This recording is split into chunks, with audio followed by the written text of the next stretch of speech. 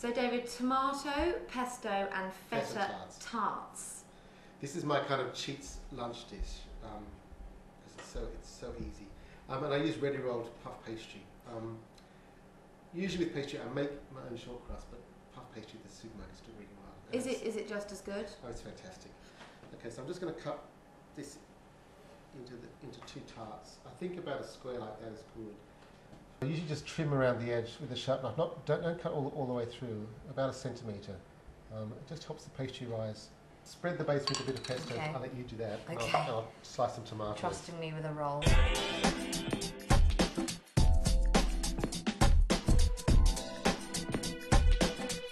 Where do you get your fresh ingredients? I'm a bit of a fan of Borough Market. I go every Saturday.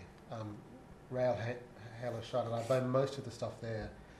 And then the other, I get an organic box on a Thursday. So these, I just put them on fairly randomly.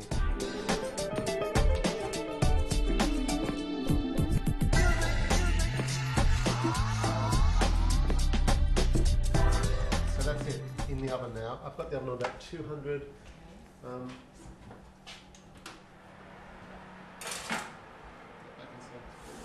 Hey presto! Yeah, 10 minutes. 10 minutes at 200 degrees. Okay. Then the feta goes on the top and they go back in again.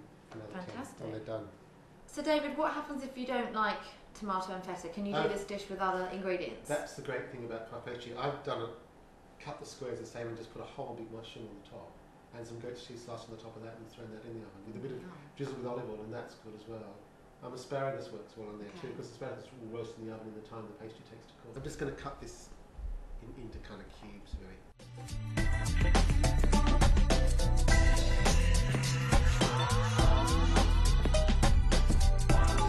Eating for 10 minutes, that's about right. The pastry's nice and golden, and it's risen slightly.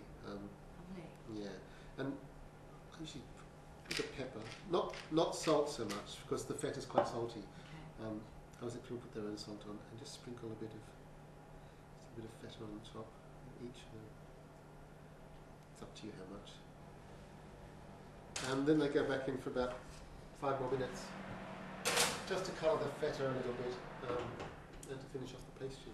Just snip a bit of basil on the top.